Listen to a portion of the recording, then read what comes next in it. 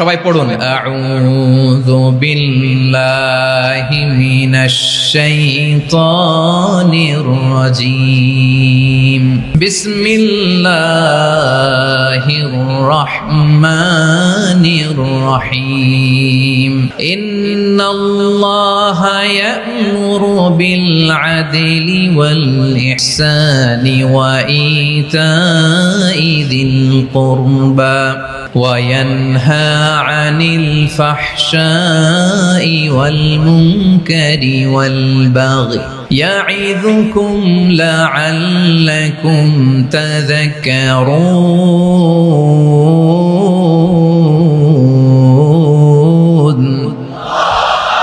আল্লাহ তাআলা ইরশাদ করছেন ইন্নাল্লাহা ইয়া'মুরু বিল আদলি ওয়াল ইহসান নিশ্চয় আল্লাহ তাআলা তোমাদেরকে ন্যায় বিচারের আদেশ দেন, সদাচরণের আদেশ দেন, নিকটাত্মীয়দেরকে দানের আদেশ দেন। আদেশ কয়টা? নিশ্চয় আল্লাহ তাআলা তোমাদেরকে ন্যায় বিচারের আদেশ দেন, সদাচরণের আদেশ দেন, তিনি তোমাদের নিকটাত্মীয়দেরকে দানের আদেশ দেন, আর তিনি তোমাদেরকে অশ্লীলতা থেকে নিষেধ করেন, মন্দ কাজ থেকে নিষেধ করেন, অবাধ্যতা সীমা লঙ্ঘন থেকে নিষেধ করেন। তিনি তোমাদেরকে উপদেশ দেন যাতে তোমরা শিক্ষা গ্রহণ করো। সুবহানাল্লাহ। উপদেশ দিচ্ছে স্বয়ংকে। তিনটা জিনিসের আদেশ। ইয়া'মুরু বিল আদল, সুবিচার ন্যায় বিচারের আদেশ তিনি দেন। ইহসানের আদেশ দেন যাতে আমরা ইহসান করি, একে অপরের প্রতি সুবিচার করি, মহানুভবতা দেখাই, অনুগ্রহ দেখাই, আর নিকট আত্মীয়দেরকে যেন আমরা দান করি। এই তিনটা আদেশ তিনি দিয়েছেন। আর কোন তিনটা জিনিস থেকে তিনি বারণ করেছেন? অশ্লীলতা, ফাহশা, মুনকার, মানে সব মন্দ আর অসৎ কাজ, এগুলো থেকে তিনি আমাদেরকে বারণ করেন। ওয়াল বাগি, অবাধ্যতা, সীমা লঙ্ঘন, এই তিনটা কাজ থেকে তিনি আমাদেরকে বারণ করেন। তিনি আমাদেরকে উপদেশ দেন, স্বয়ং আল্লাহ তাআলা আমাদেরকে উপদেশ দেন যাতে করে আমরা শিক্ষা গ্রহণ করি। সুবহানাল্লাহ পড়েন। আল্লাহ তাআলা প্রথমে আমাদেরকে আদেশ দিয়েছেন আদালের। ইন্নাল্লাহা ইয়া'মুরু বিল আদল। আওয়াজ করে বলুন আল আদল। আমরা উর্দু জানি, হিন্দি জানি, অনেকে ইংরেজিও জানি, কিন্তু আরবি শব্দগুলো আমাদের মুখ দিয়ে বেরোতে চায় না। আওয়াজ করে বলুন আল আদল। মাশাআল্লাহ। ইন্নাল্লাহা ইয়া'মুরু বিল আদল। আল্লাহ তাআলা আমাদেরকে আদলের আদেশ দেন। আদল অনেকে না বুঝলেও আদালত শব্দটা বুঝবেন। আদালত, আদালত, আদালত বুঝেন না? যেখানে বিচার কার্যের ফয়সালা করা হয়, কোর্ট কাচারি আদালত, এটা তো ভেরি কমন। এটা শুনছেন না সবাই? আদালত, যেখানে ন্যায় বিচার হবে, সুশাসন হবে। কিন্তু ভাগ্যের কি নির্মম পরিহাস, ওখান থেকে মিথ্যা সাক্ষী দিয়ে মনমতো রায় দিয়ে দেয়া হয়। এগুলোর পরিবর্তন হওয়ার দরকার আছে না নাই? প্রিয় ভাইয়েরা, আদালত, আল আদল, ইংরেজিতে বলে জাস্টিস, ন্যায় বিচার, সুবিচার, সুশাসন, জাস্টিস, আল আদল। সব জায়গায় এই জাস্টিস থাকা দরকার। Justice should B prevail in the society. The mission of all prophet was to uphold the justice. সব নবীর মিশন ছিল এই জাস্টিসকে, আদালকে, সুশাসন আর সুবিচারকে নিশ্চিত করা। পড়েন সুবহানাল্লাহ। And the core message of every divine scripture was to uphold justice. পৃথিবীর সব আসমানি কিতাবের মূল শিক্ষা ছিল এই জাস্টিসকে সমাজে এনশিওর করা, সুবিচার, সুশাসনকে এনশিওর করা। তাহলে প্রিয় ভাইরা, আমরা বুঝতে পারলাম আল আদল শব্দের মানে হচ্ছে ইনসাফ বা সুবিচার বা ন্যায় বিচার। এটা হচ্ছে একটা general meaning, very general meaning. আপনি যদি ইন ডেপথ বুঝতে চান, আরো ভেতরে যান, তাহলে আদল মানে হচ্ছে সমন্বয়, আদল মানে হচ্ছে ভারসাম্য, ব্যালেন্স, আদল মানে হচ্ছে মধ্যম পন্থা। সুবহানাল্লাহ পড়েন। কারণ সব সময় সমান সমান হইলেই সুবিচার হয় না। কথা কি বুঝতেছেন? ইসলামের দ্য কনসেপ্ট অফ আদল, এটা এমন আদল, এটা সব সময় সমান সমান নয়। যখন সমান সমান দেয়া দরকার, ইসলাম সমান সমান দেয়। যখন ব্যালেন্স করা দরকার, চেক এন্ড ব্যালেন্স, সমন্বয়, ভারসাম্য করা দরকার, তখন ইসলাম ভারসাম্য করে দেয়। এটার নাম আদল। সুবহানাল্লাহ। সহজ করে আপনাদেরকে বুঝাই। যেমন ধরুন, একটা পরিবারের তিনজন সদস্য, স্বামী, স্ত্রী আর সন্তান। তাদের সকালবেলার ব্রেকফাস্টে স্বামীর, সকালের নাস্তায় স্বামীর 3টা রুটি লাগে, স্ত্রীর 2টা লাগে, আর সন্তানের 1টা রুটি লাগে। এখন আমি যদি সমান সমান করে আদল করতে চাই, সবাইকে যদি 3টা করে রুটি দেই, তাহলে স্বামী বেচারার জন্য ঠিক আছে? কি বলেন? কথা কি বুঝতেছেন না কষ্ট হয়ে যাচ্ছে? যদি সমান সমানের নিয়মে আগাই, তাহলে 3টা করে যদি রুটি দেই স্বামীর জন্য ওকে, কিন্তু স্ত্রীর জন্য 1টা বেশি হয়ে যায়। আর সন্তানের জন্য কয়টা বেশি হয়? আচ্ছা, এই তো বুঝতেছেন। মাশাআল্লাহ। আচ্ছা, দুইটা করে যদি সবাই রে দেয় সমান সমান নীতিতে, তাহলে স্ত্রীর জন্য, স্ত্রী বেচারির জন্য ঠিক আছে, কিন্তু স্বামীর কয়টা কম পড়ে? আর সন্তানের বেশি হয়ে যায় কয়টা? আচ্ছা, সমান সমান নীতিতে সবাইকে যদি সকালের নাস্তার জন্য একটা করে রুটি দেই, সন্তানের জন্য ঠিক আছে, কিন্তু স্ত্রী বেচারির কম পড়ে কয়টা? স্বামীর কম পড়ে কয়টা? দুইটা। কথা কি বুঝতেছেন? আর আমি যদি স্বামীকে দেই তিনটা, স্ত্রীকে দেই দুইটা, আর সন্তানকে দেই একটা, তাহলে কারো অপচয় হবে না, যার যতটুকু দরকার ঠিক ততটুকুই কাজে লাগবে। চিল্লায় বলেন ঠিক কিনা? এটাই হচ্ছে ইসলামের আদল, যেখানে যার যতটুকু দরকার তাকে সেখানে ঠিক ততটুকু দিয়ে দেওয়ার নামই হচ্ছে আদল। চিল্লায় পড়েন আল্লাহু আকবার। রব্বুল আলামিন বলেন, ইউসিকুমুল্লাহু ফি আওলাদিকুম লিযযাকারি মিসলু হাযযিল উনসায়াইন। আল্লাহ তোমাদেরকে ওসিয়ত করেন, তোমাদেরকে আদেশ দেন, উত্তরাধিকার সম্পদ যখন বন্টন হবে, ছেলেরা যতটুকু পাবে, মেয়ে পাবে তার অর্ধেক। সুবহানাল্লাহ বলেন। দেখেন, ছেলে যদ্দূর, মেয়ে অর্ধেক, ছেলে ডবল পাবে। আপাত দৃষ্টিতে মনে হয় এখানে অবিচার হয়েছে, কিন্তু আসলে কি অবিচার হয়েছে? আপনি বিয়ের ক্ষেত্রে যান, ওইখানে আবার ছেলে মোহরানা দেয়, মেয়ে সেখানে মোহরানা পায়, তাহলে চেক এন্ড ব্যালেন্স, ভারসাম্য, ব্যালেন্স, মধ্যম পন্থা এখানে আছে না নাই? এটাই হচ্ছে ইসলামের আদল। আল্লাহ তাআলা এই আদলের আদেশ দিয়েছেন, সুবিচার, ন্যায় বিচার, সুশাসন এবং ভারসাম্যের আদেশ দিয়েছেন। প্রিয় ভাইয়েরা, একটি শান্তিময় সমাজ, একটা সমৃদ্ধ সমাজ, একটা মানবিক সমাজ যদি আমরা পেতে চাই, এই আয়াতের মধ্যে যতগুলো পয়েন্ট আছে সবগুলোর বাস্তবায়ন লাগবে। এই আয়াতে আল্লাহ তাআলা একটা মানবিক সমাজের রূপরেখা টেনেছেন। তার প্রথম কথা হচ্ছে, ইন্নাল্লাহা ইয়ামুরু বিল আদল। আল্লাহ তাআলা তোমাদেরকে আদলের নির্দেশনা দেয়, সুবিচার, সুশাসনের নির্দেশনা দেয়। যে সমাজে আদল থাকে না, সেই সমাজে জুলুম মানুষের ঘাড়ে চেপে বসে। আদলের বিপরীত হচ্ছে জুলুম। আদলের বিপরীত কি? জুলুম বা জাওর, অত্যাচার, অবিচার, বৈষম্য। এই যে বৈষম্য বিরোধী ছাত্র আন্দোলন কমন পড়ছে? এই যে একজন সমন্বয়ক তো দেখা করলো আমার সাথে। জুলুম মানে হচ্ছে বৈষম্য। বৈষম্যের স্থান ইসলামে নাই, অবিচারের স্থান ইসলামে নাই, জুলুমের স্থান ইসলামে নাই। আল্লাহ তাআলা বলেন যে আমি জুলুমকে নিজের জন্য হারাম করেছি এবং তোমাদের জন্য হারাম করেছি।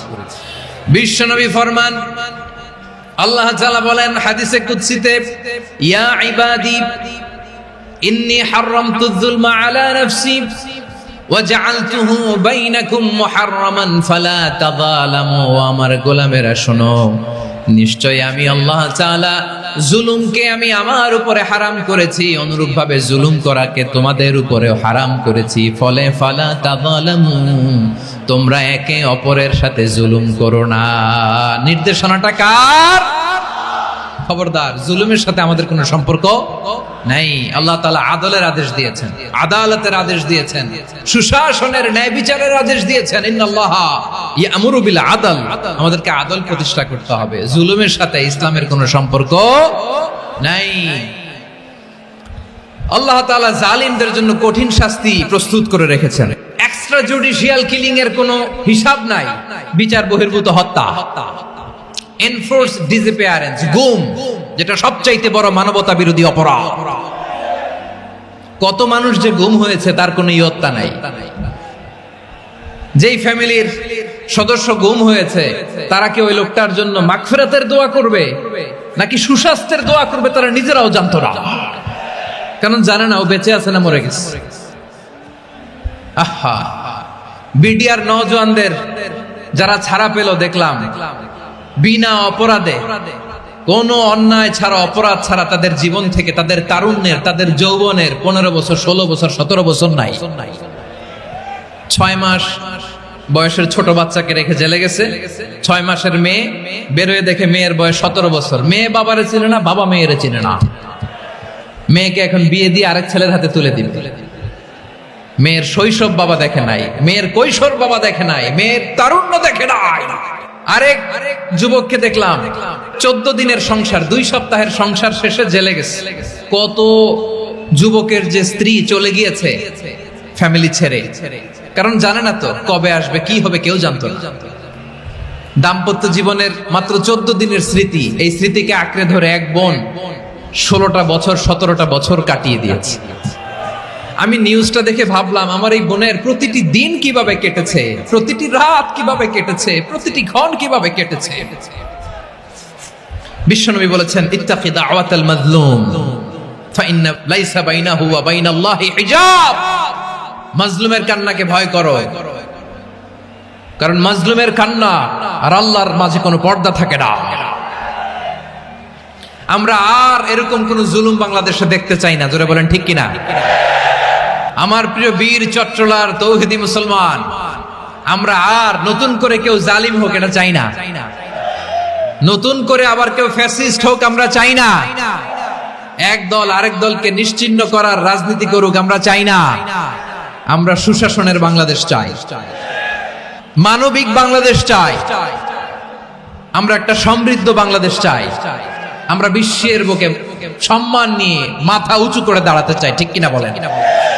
আল্লাহ বললেন এটা যদি তোমরা চাও, একটা সমৃদ্ধ সমাজ যদি বিনির্মাণ করতে চাও, মানবিক সমাজ যদি বিনির্মাণ করতে চাও, আমি তোমাদেরকে সেজন্য প্রথমে আদালতের নির্দেশ দিলাম। ইন্নাল্লাহা ইয়া'মুরু বিল আদল, নিশ্চয় আল্লাহ তাআলা তোমাদেরকে ন্যায় বিচার সুশাসন এটার আদেশ দেন। সুবহানাল্লাহ।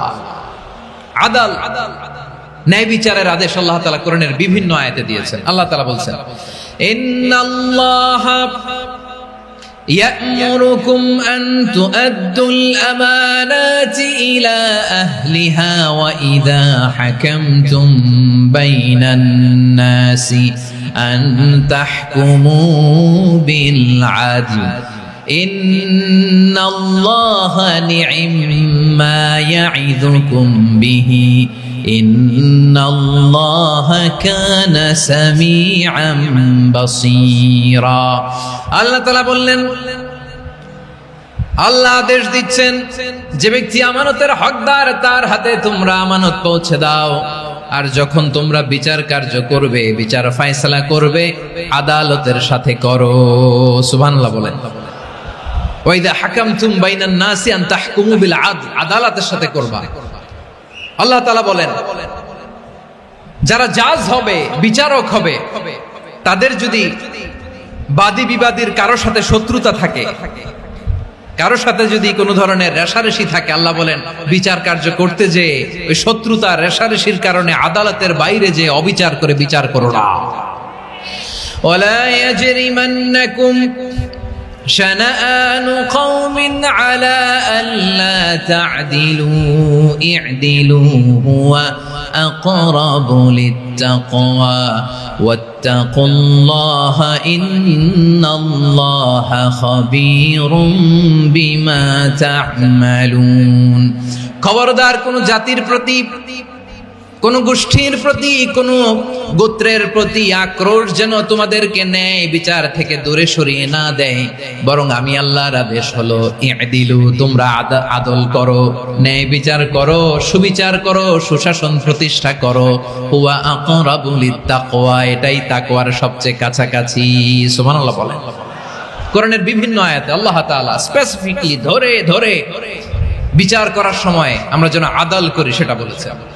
কোরআনের কোন কোন জায়গায় আল্লাহ তাআলা এই আল আদল শব্দটা ব্যবহার করেছেন, আবার একই জিনিস ইনসাফ, সুবিচার, সুশাসন, ন্যায় বিচার, ন্যায় পরায়ণতা বুঝাতে আল্লাহ তাআলা কখনো কখনো আল কিসত শব্দটা ব্যবহার করেছেন। আল্লাহ তাআলা বলেন ওয়া ইন হাকামতা ফাহকুম বাইনাহুম বিল কিসতি ইন্নাল্লাহা ইউহিব্বুল মুকসিতিন। যখন তুমি বিচার করবে, বিশ্বনবীকে উদ্দেশ্য করে অ্যাড্রেস করে বললেন, নবী হে, ইহুদিরা কোনো বিষয়ে মীমাংসার জন্য যদি আপনার দরবারে আসে, যদি বিচার করতে হয়, খবরদার অবিচার করবেন না, ফয়সালা যেটা করবেন কিসতের সাথে করবেন, ন্যায় পরায়ণতার সাথে করবেন, কারণ ইন্নাল্লাহা ইউহিব্বুল মুকসিতিন, নিশ্চয় আল্লাহ রাব্বুল ইজ্জাত ন্যায় পরায়ণশীলদেরকে বড্ড ভালোবাসেন। সুবহানাল্লাহ বলেন। ন্যায়পরায়ণ লোকদেরকে আল্লাহ তাআলা বড্ড ভালোবাসেন। অন্য আয়াতে আল্লাহ তাআলা বলছেন ونضع الموازين القسط ليوم القيامة فلا تظلم نفس شيئا আমি কিয়ামতের দিন ন্যায়পরায়ণতার মানদণ্ড স্থাপন করব, যেটাকে আমরা মিজানের পাল্লা বলি। আল্লাহ বলেন ন্যায় বিচারের মানদণ্ড কিয়ামতের ময়দানে আমি আল্লাহ স্থাপন করব। সেদিন কারো প্রতি বিন্দু পরিমাণ, এক চুল পরিমাণ অবিচার করা হবে না, কোনো অবিচার করা হবে না। সেদিন সুশাসন হবে, সুবিচার হবে, ন্যায় পরায়ণতার সাথে বিচার হবে। আওয়াজ করে পড়েন আল্লাহু আকবার। তাহলে প্রিয় ভাইরা, যে তিনটি বিষয়ে আল্লাহ তাআলা আমাদেরকে আদেশ দিয়েছেন, তার প্রথমটা হচ্ছে আদালত, ইনসাফ, সুবিচার, ন্যায় বিচার। এটা আমরা চাই কি চাই না?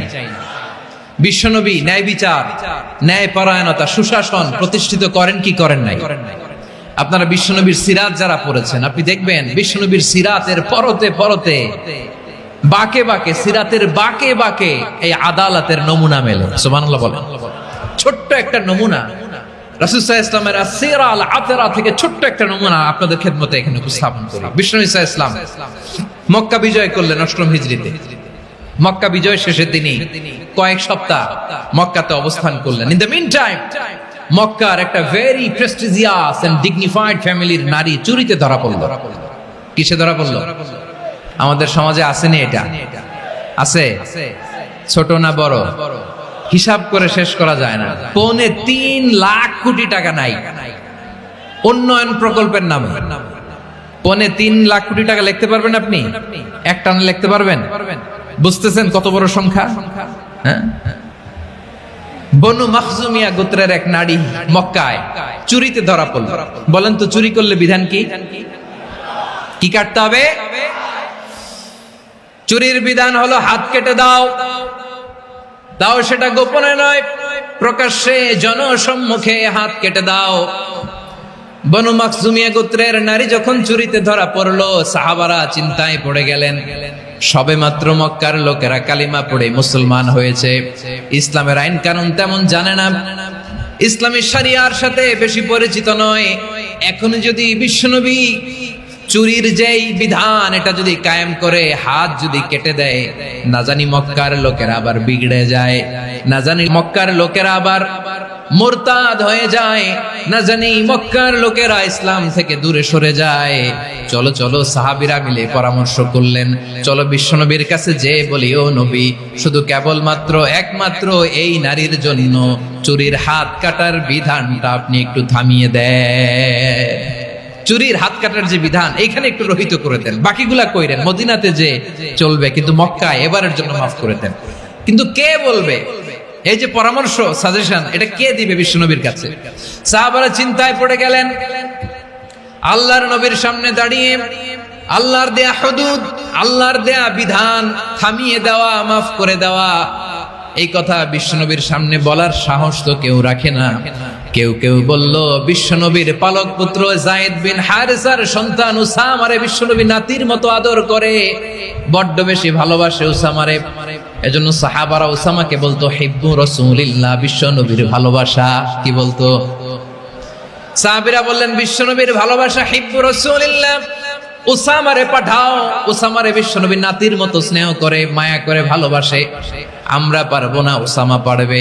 সবাই মিলে ফুলিয়ে ফুসিয়ে ওসামাকে, ছোট্ট ওসামাকে রাজি করালো। ওসামা এমন এমন কথা যে তুমি বিশ্বনবীর কাছে বলতে হবে, পারবা নাকি? ওসামা বলে পারবো। সাইয়েদনা ওসামা রাদিয়াল্লাহু তাআলা আনহু তরুণ সাহাবী বিশ্বনবীর কাছে গেলেন, যে বললেন, নবী, বনু মাখজুমিয়া গোত্রের এক নারী চুরিতে ধরা পড়েছে, এবারের জন্য কি এই মহিলাটারে মাফ করে দিলে হয় না? এবারের জন্য একটু ক্ষমা করা যায় না নবী? বিশ্বনবী বলেন, আতাশফাউ ফি হাদ্দিন মিন হুদুদিল্লাহ, তোমার এত বড় সাহস উসামা, তুমি আল্লাহর হাত, আল্লাহর দেয়া বিধান, এটার ব্যাপারে সুপারিশ করতে এসেছো? তোমরা কি জানো তোমাদের আগে যত কম, যত গোত্র, যত জনপদ ধ্বংস হয়েছে, তার কারণ ছিল তাদের মধ্যে গরিবরা অন্যায় করলে তারা বিচার করত, আর ধনীরা অন্যায় করলে তারা মাফ করে দিত। খবরদার! ওয়া আইমুল্লাহ লাউ আন্না ফাতিমাতা বিনতি মুহাম্মাদিন সারাকাত লাকাতা মুহাম্মাদুন ইয়াদাহা। বিশ্বনবী বললেন, ওরে ওসামা, বনু মাখজুমিয়ার ওই প্রেস্টিজিয়াস এন্ড ডিগনিফাইড ফ্যামিলির মেয়ে তো দূর কি বাত, অনেক দূরের কথা। জেনে রেখো উসামা, আমার কলিজার টুকরা নয়নের পুটুলি ফাতেমাও যদি মক্কার জমিনে আজকে এই চুরির দায়ে ধরা পড়তো, আমি বিশ্বনবী মুহাম্মদুর রাসূলুল্লাহ ধরে ফাতেমার ডান হাতটা কেটে দিতে এক বিলম্ব দেরি করতাম না। ইন্নাল্লাহা ইয়া'মুরু বিল আদল, আমাদেরকে জাস্টিস শিখায়। পশ্চিমারা আমাদেরকে ইনসাফ শিখায়, আমাদেরকে সুশাসন শিখায়। আর ইনসাফ, সুশাসন, ন্যায় বিচার, সুবিচার, জাস্টিস কারে বলে বিশ্বনবীর বায়োগ্রাফি থেকে জেনে নাও। এই ছিল বিষ্ণু ঈসা ইসলামের আদালতের নমুনা। আপনি যদি সাইয়েদনা ওমর ফারুকের জীবনের দিকে তাকান, এমন কঠোর, এমন বীর সেনানী ছিলেন। সাইয়েদনা ওমর ফারুক যদি রাস্তার এই মাথা দিয়ে হাঁটা শুরু করতেন, শয়তান ওমর ফারুককে দেখলে ওই রাস্তা রেখে দিয়ে অন্য রাস্তা দিয়ে হাঁটতো। সুবহানাল্লাহ। ওমর ফারুক রাদিয়াল্লাহু তাআলা কি পার্সোনালিটি ছিল, কি পার্সোনালিটি। আমাদের এলাকায় ছোট বাচ্চারা রাতে ভাত খেতে চায় না, আমার মেয়েটাও খেতে চায় না। এই এটা দিব, ওইটা দিব, আজকে মাহফিলে আসার সময় বলে দিছে লিস্ট করে এটা এটা আনতে হবে। তো ছোট্ট বাচ্চাদের অনেক বায়না থাকে, ওরা রাতে খেতে চায় না। তো মায়েরা বিভিন্ন ভয় দেখায়, এই বাঘ আসবে, বাঘ আসবে খাও, এই ভূত আসবে, ভূত আসবে খাও। আপনারা কি বলেন চট্টগ্রামে? ভূত ভূত ভূত আসবে, বাঘ আসবে, খাও খাও খাও, তাড়াতাড়ি খাও। তো বাচ্চারা এগুলো শুনে ভয়ে খেতে শুরু করে। মদিনার জমিনেও একই ঘটনা ঘটতো। মদিনার ছোট্ট ছোট্ট সোনামণিরা খেতে চাইতো না। তো মায়েরা বলতো, হা হুয়া ইয়াতি উমর, হা হুয়া ইয়াতি উমর, ওই যে উমর আসতেছে, উমর। ওমরে ফারুকের কথা শুনলে বাচ্চারা একেবারে ঠান্ডা। প্রভু তুমি বলেছ রাসূল দেবে না, বলনি দেবে না ওমর, বলনি দেবে না হামজা তারিক, খালিদ বিজয় সমর। প্রভু তুমি বলেছ রাসূল দেবে না, বলনি দেবে না ওমর, বলনি দেবে না হামজা তারিক, খালিদ বিজয় সমর। প্রভু তুমি বলেছ রাসূল দেবে না। আল্লাহু আকবার। ওমর ফারুক রাদিয়াল্লাহু তাআলা আনহু, ওনার কথা শুনলে গায়ের মধ্যে গুজবাম হয়, গায়ের পশমগুলো দাঁড়িয়ে যায়। সুবহানাল্লাহ বলেন। কি পার্সোনালিটি ছিল, কি ব্যক্তিত্ব ছিল। মুনাফিকরা ওমর ফারুককে জমের মতো ভয় পেত। শয়তান, খুদ শয়তান এই রাস্তা দিয়ে আসলে শয়তান অন্য রাস্তা দিয়ে হাঁটতে। ওমর ফারুক রাদিয়াল্লাহু তাআলা আনহুর জীবনে যদি দেখেন, তাহলে সেখানে আপনি আদালতের, ইনসাফের, সুশাসনের, জাস্টিসের নমুনা দেখতে পাবেন। কয়টা শুনবেন? সাইয়েদনা ওমর ফারুক রাদিয়াল্লাহু তাআলা আনহুর সন্তান আব্দুর রহমান মিশরে মদ খেয়ে মদ্যপ অবস্থায় ধরা পড়েছে। মদ খাওয়ার কারণে, মদ যদি কেউ পান করে আর যদি প্রমাণিত হয়, তার বিচার হলো 80 বেত। আওয়াজ করে বলেন কয় বেত? বাংলাদেশেও তো এই আইন আছে নাকি? বাংলাদেশে আছে? হ্যাঁ, মদ খাইলে 80 বেত, এই আইন বাংলাদেশে চালু হোক, আমরা চাই কি চাই না? একেবারে সহজ, পানির মতো সহজ হিসাব, একেবারে সহজ। ওমর ফারুক রাদিয়াল্লাহু তাআলা আনহুর ছেলে ভুল করে মদ পান করে ফেলেছিলেন। আব্দুর রহমান, ঘটনা ঘটেছে মিশরে। মিশরের গভর্নর তখন আমর ইবনে আস রাদিয়াল্লাহু তাআলা আনহু। আব্দুর রহমানের ভাই যে গভর্নরকে বলল, গভর্নর যদি একটু দয়া করেন, খলিফার ছেলে আমার ভাই আব্দুর রহমান মদ্যপ অবস্থায় ধরা পড়েছে, জনসম্মুখে যদি আপনি বেত্রাঘাত করেন আমাদের প্রেস্টিজ থাকে না, যদি 80 বেত আপনি মারেন আমার কোনো কথা নাই, কিন্তু ঘরের ভেতরে মারেন। আব্দুর রহমানের ভাইয়ের সুপারিশ শুনে সাইয়েদনা আমর ইবনে আস রাদিয়াল্লাহু তাআলা আনহু রাজি হয়ে গেলেন। ঘরের ভেতরে লোকচক্ষুর আড়ালে 80 বেত তিনি মানলেন। কিন্তু ঘটনাক্রমে এই কথা লুকিয়ে লুকিয়ে ঘরের ভেতরে 80 বেত মারার কথা সাইয়েদনা ওমর ফারুক মদিনা থেকে জানতে পারলেন। মদিনা থেকে তিনি ফরমান জারি করলেন, এই বিচার যেমনটি আমর ইবনে আস আদায় করেছে, এটা প্রকৃতপক্ষে আদায় হয় নাই। আসো সবাই মদিনায় আসো, আমর ইবনে আস মদিনায় আসো, আব্দুর রহমানও আসো, সবাই আসো, জনসম্মুখে এই বিচার কার্যকর করতে হবে। সাইয়েদনা ওমর ফারুক মসজিদে নববীর পিলারের মধ্যে নিজের ছেলেকে বাঁধলেন, আবার জনসম্মুখে 80টা বেত তার গায়ের মধ্যে মারলেন। মাজমুয়ে ফাতাওয়া ইবনে তাইমিয়া রাহিমাহুল্লাহ উনি এটা নকল করেছেন। এটা সবচেয়ে বিশুদ্ধ মত, আর অনেক মত আছে। মারা গেছে কবরের উপর, ওগুলো বাদে দিলাম। কেমন খলিফা ছিলেন, কেমন খলিফা! পশ্চিমারা তোমরা জাস্টিস আমাদেরকে শেখাও, ইনসাফ কারে বলে সুশাসন আমাদেরকে তোমরা শিখাও। ওমর ফারুক রাদিয়াল্লাহু তাআলা ওইটাকে, ওই বিচারকে তিনি ধর্তব্য মনে করেন নাই। মদিনাতে এনে আবার জনসম্মুখে আবার 80 বেত মেরেছেন। মিশরে ওমর ফারুক রাদিয়াল্লাহু তাআলা আনহু আমর ইবনুল আসকে গভর্নর করে পাঠালেন। সেখানে আমর ইবনুল আসের ছেলে একটা প্রতিযোগিতায় রানার আপ হয়েছে। এক মিশরি সেখানে চ্যাম্পিয়ন হয়েছে। রানার আপ বুঝতে পেরেছেন তো? সেকেন্ড হয়েছে। এক মিশরি হয়েছে চ্যাম্পিয়ন, প্রথম। কিন্তু গভর্নরের ছেলে ও জিততে পারে নাই। ও রাগে ওই মিশরির গায়ের মধ্যে কয়েকটা লাঠি দিয়ে বাড়ি মেরেছে। মিশরি যে মদিনাতে ওমর ফারুকের কাছে বিচার দিলেন, আপনার গভর্নরের ছেলে অন্যায় ভাবে আমার গায়ে হাত তুলেছে। সাইয়েদনা ওমর ফারুক আবার ফরমান জারি করলেন, আসো মদিনাতে আসো। মিশরীকে ডাকলেন। ওই মিশরের গভর্নর আমর ইবনুল আস রাদিয়াল্লাহু তাআলা আনহুকে ডাকলেন, তার ছেলেকেও ডাকলেন। সবাই বসে রইল। আমর ইবনুল আস রাদিয়াল্লাহু তাআলা আনহু মাথা নিচু করে বসে আছেন, লজ্জায় কাচুমাচু। হায় হায়, আজকে আমার ছেলের কারণে আমিরুল মুমিনিন খলিফাতুল মুসলিমিন ওমর ফারুকের কাছে আমি জনসম্মুখে লজ্জিত হচ্ছি। সাইয়েদনা ওমর ফারুক বললেন, এই নাও লাঠি। গভর্নরের ছেলে তোমার মাথার মধ্যে যতগুলো বাড়ি মেরেছে, আজকে জনসম্মুখে তুমি অতগুলা বাড়ি মারো। মিশরি বলে, থাক, আপনি যে ডেকে আনছেন সবার সামনে এটা বলছেন, এতেই আমি খুশি। আল্লাহু আকবার। আপনার মহানুভবতা দেখে আমি খুশি, আর অপমানের দরকার নাই। ওমরে ফারুক বলে, না, খবরদার, এই কথা মিশরি তুমি বলো না, মারো, যতগুলা বাড়ি মেরেছে মারো। বাধ্য হয়ে মিশরি আমর ইবনুল আসের সামনে ওনার কলিজার টুকরা সন্তানের মাথার মধ্যে বাড়ি মারতে আরম্ভ করলেন।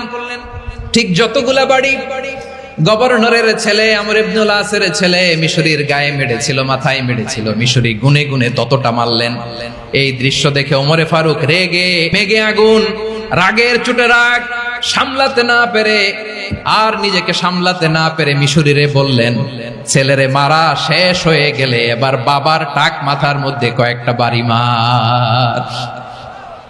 রাগের চোটে, আউট অফ অ্যাঙ্গার, রাগের চোটে, যে আমার পাঠানো গভর্নর আমর ইবনুল আস তার ছেলেকে কেন আদব তারবিয়া কেন শিক্ষা দিতে পারে না। ছেলেরে মারা হইলে এবার আমর ইবনুল আসের মাথার মধ্যে দুইটা মারো। এটা রাগে বলেছে, এটা শাস্তি হিসেবে না। সুবহানাল্লাহ পড়ে। তোমরা আমাদেরকে সুশাসন শিখা। বিশ্বনবী বলেন, আদল এটা যেন তেন বিষয় না, এটা দিয়েই মানবিক সমাজ গড়তে হবে। আল্লাহ তাআলা কিয়ামতের কঠিন ময়দানে, যেদিন স্বামী স্ত্রীকে চিনবে না, স্ত্রী স্বামীকে দেখে পালিয়ে যাবে, বন্ধু বন্ধুরে চিনবে না, পীর সাহেব মুরিদরে চিনবে না, মুরিদ পীর সাহেবরে চিনবে না, দলের কর্মী তার নেতারে চিনবে না, নেতা তার কর্মীরে চিনবে না, বন্ধু বন্ধুরে দেখে পালাবে। এই কঠিন মুহূর্তে সূর্যটা মাথার কাছে চলে আসবে, জমিনটা তামার জমিন হবে, আজকের জমিনের মতো নয়। মানুষ ঘর্মাক্ত, ক্লান্ত, শ্রান্ত মাথার মগজগুলো কানের ছিদ্র আর নাকের ছিদ্র দিয়ে বেয়ে বেয়ে পড়বে। বিশ্বনবী ফরমান, কিয়ামতের ওই কঠিন ময়দানে 7 শ্রেণীর ব্যক্তিকে রব্বুল আলামিন তার আরশের নিচে ছায়া দিবেন। তার মধ্যে প্রথম শ্রেণীর ব্যক্তি হলো ইমামুন আদিল, যে ইনসাফের সাথে বিচার করে, যে জাস্টিস সমাজে সার্ভ করে, যে সুশাসন নিশ্চিত করে, ওই ইমামুন আদিল। আদিল শব্দটা বুঝছেন না? ইন্নাল্লাহা ইয়া'মুরু বিল আদল, পাইছেন? আদিল। 7 শ্রেণীর ব্যক্তিকে আল্লাহ তাআলা সুশীতল আরশের নিচে ছায়া দিবেন, যেদিন তার দেয়া ছায়া ছাড়া কোনো ছায়া থাকবে না। এর প্রথম হচ্ছে ইমামুন আদিল, ন্যায়পরায়ণ শাসক। চিল্লায় বলেন সুবহানাল্লাহ।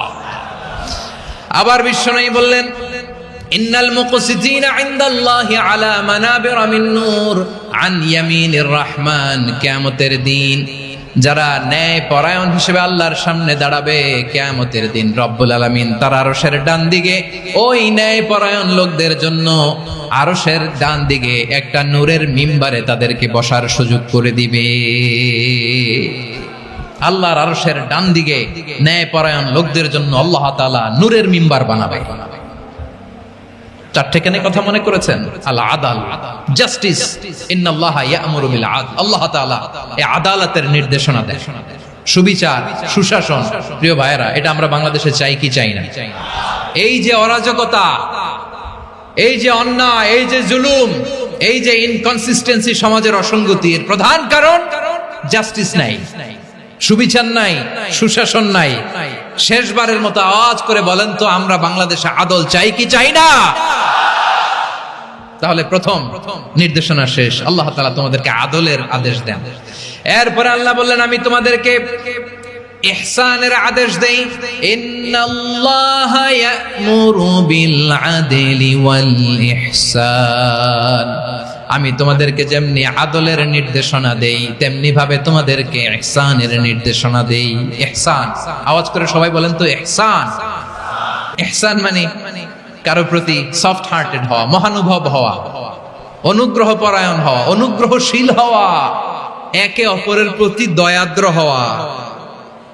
একে অপরের প্রতি দয়াদ্র, অনুগ্রহশীল হওয়া ছাড়া মানবিক সমাজ কশিনকালেও গঠন করা সম্ভব না। প্রিয় ভাইয়েরা, সুন্দর আচরণ দিয়ে, ইহসান দিয়ে যা জয় করা যায়, নরম আচরণ দিয়ে যেটা অর্জন করা যায়, কঠোরতা দিয়ে সেটা পারা যায় না। বিষ্ণু ঈসা ইসলাম ইহসান দিয়ে, কোমল আচরণ দিয়ে, তার অনুগ্রহ দিয়ে তিনি অনেক কাফিরের হৃদয়কে জয় করে ফেলেছেন। সাইয়েদনা সুমামা ইবনে উসাল রাদিয়াল্লাহু তাআলা আনহুর কথা মনে পড়ে যায়। তিনি ছিলেন ইয়ামামার বাদশা। মদিনাতে বিশ্বনবীকে হত্যা করার নিয়তে এসেছিলেন। গোপনে গোপনে বিশ্বনবীকে হত্যা করে আবার ইয়ামামাতে তিনি ফিরে যাবেন। কিন্তু কি অবাক করা কাণ্ড, হত্যা করতে পারে নাই, সাহাবাদের হাতে তিনি ধরা পড়ে গেলেন। সাইয়েদনা সুমামা ইবনে উসাল রাদিয়াল্লাহু তাআলা আনহু হত্যার নিয়তে আসলেন, কিন্তু হত্যা করতে পারলেন না। সাহাবারা ওনাকে ধরে ফেললেন, ধরে মসজিদে নববীর পিলারের মধ্যে বেঁধে রাখলেন। সুমামা ইবনে উসাল, সিরাত থেকে শুনে, সিরাত থেকে শোনাচ্ছি, রাদিয়াল্লাহু তাআলা আনহু ইয়ামামার অধিপতি ছিলেন। বিশ্বনবীকে হত্যার জন্য আসছেন, ধরা পড়ে গেছেন, এখন মসজিদে নববীতে বেঁধে রাখছে, তার মানে বন্দী। তো এখন স্ট্যাটাস কি? বন্দী, ক্যাপটিভ। তো বিষ্ণু ঈসা ইসলাম সাহাবাদেরকে বললেন, তার খোঁজ খবর নিও, সুমামা ইবনে উসালের খোঁজ খবর নিও। সাহাবারা বলেন, ইয়া রাসূলুল্লাহ, আপনাকে হত্যা করতে এসেছে, তার তো কঠিন ক্যাপিটাল পানিশমেন্ট হওয়া দরকার, কঠিন শাস্তি হওয়া দরকার। বিশ্বনবী বললেন, না, আমি যেটা জানি তোমরা সেটা জানো না, তোমরা সুমামার সাথে ভালো আচরণ করো। বিশ্বনবী সুমামার কাছে গেলেন। প্রথম দিন যে তিনি কালেমার দাওয়াত দিলেন, ইমানের দাওয়াত দিলেন, ইসলামের দাওয়াত দিলেন, রিসালাতের দাওয়াত দিলেন, আখিরাতের দাওয়াত দিলেন। পরের দিন যে বিশ্বনবী সালাতের দাওয়াত দিলেন, যাকাতের দাওয়াত দিলেন, ইসলাম কি, কিভাবে, কেমন করে পালন করতে হয় চমৎকার আর্টিকুলেট করতে শুরু করলেন। তন্ময় হয়ে সুমামা ইবনে উসাল রাদিয়াল্লাহু তাআলা আনহু বিশ্বনবীর কথাগুলো শুনতে আরম্ভ করলো।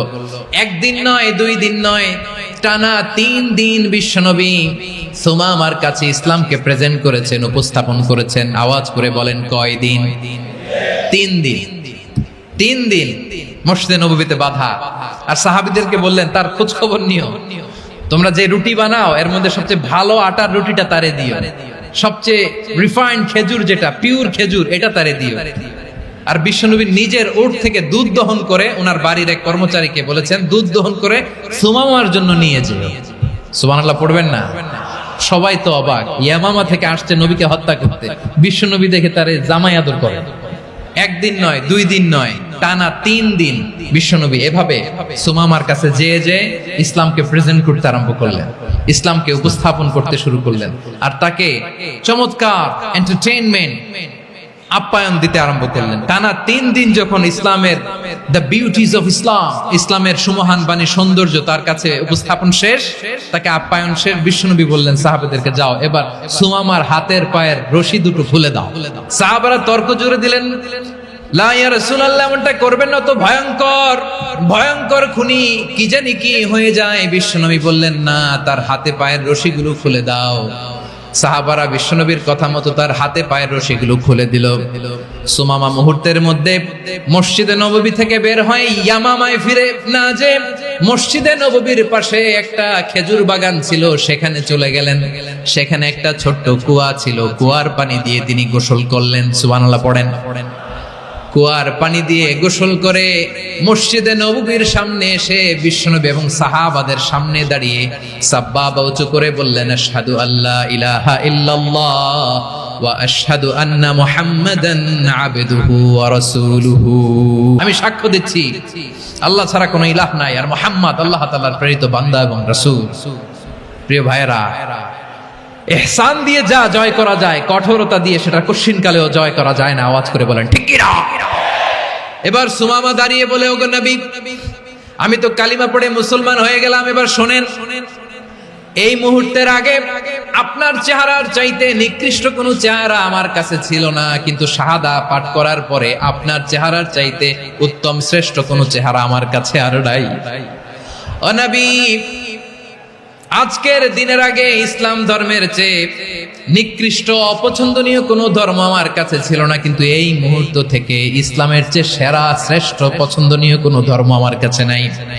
নবী গো, আজকের দিনের আগে মদিনার চাইতে অপছন্দনীয় নিকৃষ্ট কোনো শহর আমার কাছে ছিল না, কিন্তু এই মুহূর্তের পর থেকে মদিনার চাইতে কোনো শ্রেষ্ঠ শহর আমার জানা নাই। সে ছিল গমের বড় ডিলার, গম বেচত। কি বেচত? তার গম কিনে মক্কার লোকেরা রুটি খাইতো। সে ঘোষণা দিল, আজকে থেকে মক্কাবাসীদের জন্য সব গম আমি হারাম করে দিলাম, মক্কাবাসী এখন না খেয়ে মরে। সুবহানাল্লাহ পড়বেন না?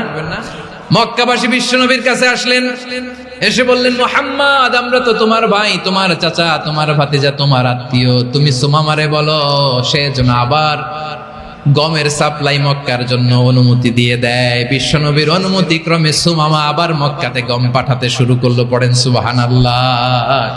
ইহসান, ইহসান দিয়ে আপনি যেটা জয় করতে পারবেন, you can win the heart of your enemies.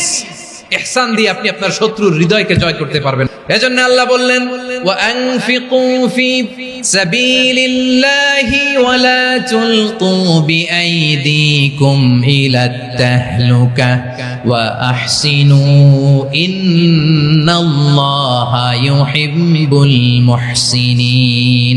তোমরা আল্লাহর রাস্তায় দান করবে আর নিজেরা নিজেদেরকে ধ্বংসের হাতে ঠেলে দিও না। তোমরা একে অপরের প্রতি ইহসান করবে, কারণ ইহসানকারীদেরকে আল্লাহ বড় ভালোবাসেন। সুবহানাল্লাহ পড়েন।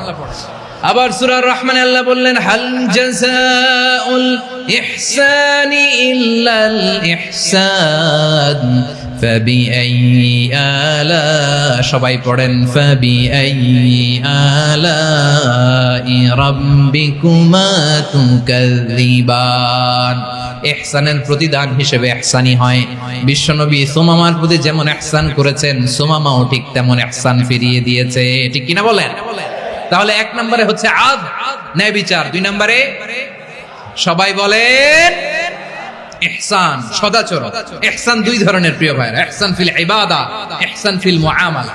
ইহসান ফিল ইবাদা হচ্ছে একাগ্র অনুভবে ইবাদতে ডুব দেওয়া, এর নাম ইবাদতের ইহসান। সুবহানাল্লাহ পড়ুন। বিশ্বনবী বলেন, ইহসান মানে কি জানো নাকি? হাদিসে জিবরিলে সাইয়েদনা জিবরিল আলাইহিস সালাম বিশ্বনবীকে বললেন, আখবিরনি আনিল ইহসান। নবী আমাদেরকে বলেন ইহসান মানে কি? বিশ্বনবী বললেন, আনতা আবুদাল্লাহা কাআন্নাকা তারাহু ফাইন লাম তাকুন তারাহু ফাইন্নাহু ইয়ারাক। ইহসান মানে হলো এমন ভাবে তুমি আল্লাহর সামনে নিজেকে উজাড় করে ইবাদত করবে, তুমি ভাববে তুমি আল্লাহকে দেখতে পাচ্ছ। আর এটা যদি ভাবা তোমার জন্য কঠিন হয়ে যায়, অন্তত এতটুকু তুমি ভাববা যে আল্লাহ তোমাকে দেখতে পাচ্ছেন। ঠিক কিনা বলেন? ও আমার বীর চট্টলার ভাইয়েরা, কেউ যেটা দেখে না সেটা দেখে কে? এই বিশ্বাস হৃদয়ের মধ্যে আছে? নামাজে যখন দাঁড়ান এই ফিলিংসটা আনা যাবে? এসা পর্যন্ত যে আমরা হায়াত পাবো কোনো গ্যারান্টি আছে? সবাই আওয়াজ করে বলেন, গ্যারান্টি আছে? গ্যারান্টি নাই। এজন্য বিষ্ণু ইসলাম বলেছে, এমন ভাবে নামাজে দাঁড়াও, ইবাদত করো মনে করো হতে পারে এটাই আমার জীবনের শেষ নামাজ, পারফর্ম দ্য সালাহ as if this is your last and final prayer. এমন ভাবে সালাতে দাঁড়াও, ভাবো হতে পারে এটাই তোমার জীবনের শেষ নামাজ। এমন ভাবে নামাজে দাঁড়াও, ভাবো এটাই শেষ নামাজ। তাহলে নামাজে একাগ্রতা বাড়ায় দিবে কে? ফলে ইবাদতের ইহসান আমাদের অর্জিত হবে। আর মুআমালাতে ইহসান হলো, বিশ্বনবী বলেন ইন্নাল্লাহা তাবারাকা ওয়া তাআলা কাতাবাল ইহসানা আলা কুল্লি শাই, ফাইযা কাতালতুম ফাআহসিনুল কিতলা ওয়া ইযা যাবাহতুম ফাআহসিনুয যাবহা ওয়ালিয়ুহিদ্দা আহাদুকুম শাফরাতাহু ওয়ালিয়ুরিহ যাবিহাতাহু। ইহসান দুই ধরনের, আওয়াজ করে বলতে হবে কয় ধরনের? একটা হচ্ছে ইহসান ফিল ইবাদা, ইবাদতে ইহসান। ইবাদতে ইহসান কি? একাগ্র অনুভব দিয়ে ইবাদত করা, মন প্রাণ দিয়ে ইবাদত করা। আর মুআমালাতে ইহসান কি? সব কাজে, দৈনন্দিন কাজে, কর্মে, সামাজিক অ্যাক্টিভিটিতে কোমলতা প্রদর্শন করা, অনুগ্রহের সাথে সবকিছু করা। আল্লাহ তাআলা ইন্নাল্লাহা তাবারাকা ওয়া তাআলা কাতাবাল ইহসানা আলা কুল্লি শাই, তিনি সবকিছুর ব্যাপারে ইহসানকে আবশ্যক করেছেন। সবকিছু, মুমিনের সব কাজে ইহসানের পরশ থাকবে। ওয়া ইযা কাতালতুম ফাহসিনুল কিতলা, বিষ্ণুই বলেন তুমি যখন কাউকে হত্যা করো ইহসানের সাথে করো। সুবহানাল্লাহ পড়বেন না? যখন হত্যা করো তখনও ইহসানের সাথে। আচ্ছা হত্যা করবো আবার ইহসান আসবে করতে, তোরে তো মেরেই ফেলবো আমি। আল্লাহ, ও ভাই একজন খুন করেছে, খুনি, রাষ্ট্রীয় আইনে তার শাস্তি হয়েছে ডেথ পেনাল্টি, মৃত্যুদণ্ড। এখন মৃত্যুদণ্ড দেখে আপনি যেমনি মন চায় তেমনি মারবেন লোকটারে? ওর নাক কেটে ফেলতে পারবেন? ওর কান কাটতে পারবেন? ওর চোখ উপড়ে ফেলতে পারবেন আপনি? যেমন মন চায় তার অঙ্গহানি করা যাবে না। ইহসানের সাথে তাকে হত্যা করো। সুবহানাল্লাহ, this is Islam, this is the true essence of Islam. ওয়া ইযা যাবাহতুম ফাহসিনুয যাবহা, যখন জবাই করবে তখনও ইহসানের সাথে জবাই করো। করব জবাই, ওইখানেও নাকি ইহসান। আচ্ছা কুরবানির দিন আমরা পশুগুলোরে কি করি বলেন সবাই আওয়াজ করে? জবাই। জবাই মানে তো এটার মেরেই ফেলতেছি, একটু পরে তো টুকরো টুকরো করে গোশতগুলো খাবো, এটা তো খাবো, এটা তো মেরেই ফেলবে। বিষ্ণু বলে না, জবাইয়ের মধ্যেও মুমিনের জবাইয়ের ভেতরেও ইহসানের পরশ থাকা চাই। যখন জবাই করবে প্রাণীটাকে হাত পা টাইট করে বেঁধে নাও, ছুরিটাকে শার্পেন করে নাও, ধারালো করে নাও, যাতে অল্প সময়ে জবাইটা হয়ে যায়, প্রাণীটা যাতে কম কষ্ট পায়। সুবহানাল্লাহ পড়ে। দিস ইজ কল্ড ইহসান। আল্লাহ তাআলা যেমনি আদলের আদেশ করেছেন, ন্যায় বিচার, জাস্টিস এনশিওর করতে বলেছেন, সমাজে ইহসানের ব্যবহার, ইহসানের অনুশীলন তিনি করতে বলেছেন। এজন্য মুমিনের প্রতিটি কাজে, আমার চট্টগ্রামের ভাইয়েরা আমার দিকে তাকান, খেয়াল করে শুনুন, মুমিন জীবনের প্রতিটি কাজে ইহসানের পরশ থাকা চাই। আমরা যেন আমাদের পরিবারের প্রতি ইহসান করি, আমরা যেন আমাদের কর্মচারীদের প্রতি ইহসান করি, আমরা যেন আমাদের কলিগদের প্রতি ইহসান করি, আমরা যেন আমাদের ভাইদের প্রতি ইহসান করি। মুমিন জীবনের প্রতি কাজে ইহসানের পরশ থাকার দরকার আছে না নাই? কথা বুঝতে পেরেছেন? তাহলে আল্লাহ তাআলার তিনটা আদেশ ছিল, কয়টা গেল? প্রথমে কি ছিল? আদল। দুই নম্বরে, তিন নম্বরে রব্বুল আলামিন বললেন ওয়া ইতাইদিল কুরবা, নিকটাত্মীয়দেরকে দান করো। নিকট আত্মীয়দেরকে দাও, যারা তোমাদের ব্লাড কানেকশনের আত্মীয় তাদেরকে তোমরা দাও। এখানে জেনারেলি বললেন দাও, কি দিব সেটা তিনি এখানে বলেন নাই, সেটা তিনি সূরাতুল ইসরার মধ্যে বলেছেন। আল্লাহ বলেন ওয়া আতিযাল কুরবা হাক্কা, নিকট আত্মীয়দেরকে তাদের অধিকার, তাদের প্রাপ্য তোমরা বুঝিয়ে দাও। দেখেন, একটা শান্তির সমাজ, একটা সমৃদ্ধ সমাজ, একটা মানবিক সমাজ গঠনের জন্য আল্লাহ তাআলা বেশি না, মাত্র তিনটা অর্ডার, তিনটা ভার্ডিক্ট তিনি জারি করেছেন। এক নাম্বার সুশাসন, ন্যায় বিচার। দুই নাম্বার ইহসান। তিন নাম্বার নিকটাত্মীয়, যারা কাছের, তোমার ভেরি ক্লোজ রিলেশনশিপে আছে, তাদেরকে দাও। দাও, দিলে বাড়িয়ে দেয় কে? অনেকে দিতে চায় না, কৃপণতা করে। দিলে বাড়ায় দেয় কে?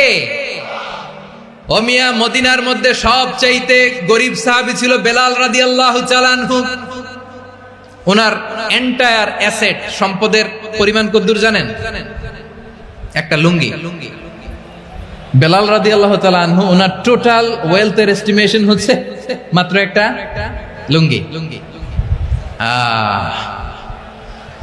একটা লুঙ্গি, টোটাল ওয়েলথ এস্টিমেশন, টোটাল সম্পদের পরিমাণ বেলাল রাদিয়াল্লাহু তাআলা আনহুর কি ছিল?